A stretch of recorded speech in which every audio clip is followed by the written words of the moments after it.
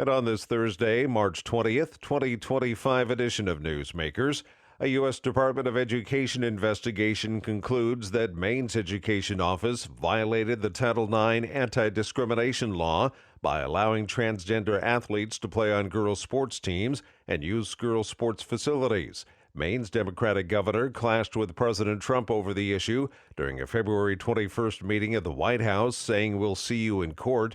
An Education Department announcement said Maine has 10 days to accept a list of demands, or the case will be referred to the Justice Department for prosecution.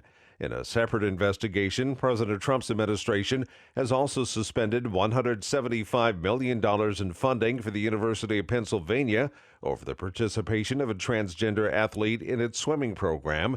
Details on that from Donna Warder.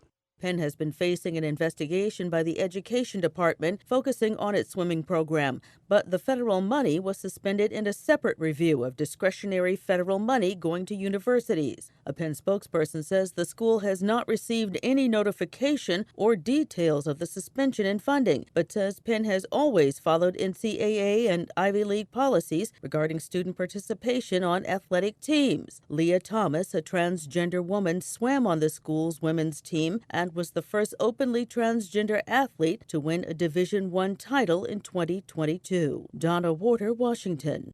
A U.S. district judge has ordered the Federal Bureau of Prisons to immediately transfer 2 transgender inmates back to women's facilities and said the agency must continue to provide them with hormone therapy treatment for gender dysphoria.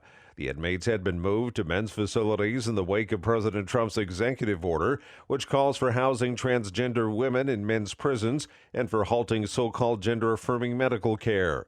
The inmates said in court papers that they were living in constant fear of sexual assault and other violence after being moved to male prisons. The Bureau of Prisons declined to comment.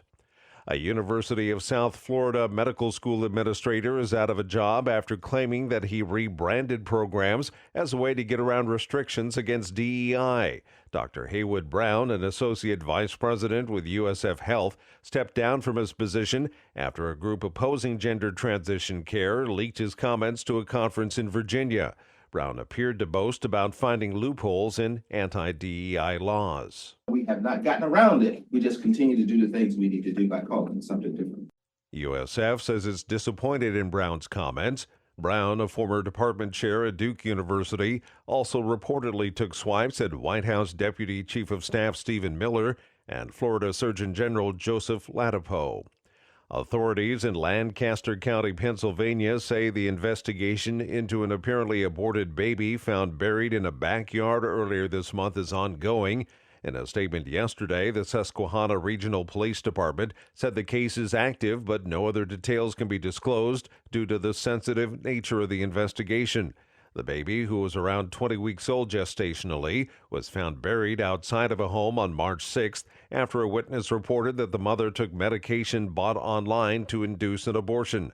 Abortions are banned in the Commonwealth after 23 weeks of pregnancy. So far, no charges have been filed. And that's Newsmakers for this Thursday, March 20th, 2025 edition. I'm Keith Black.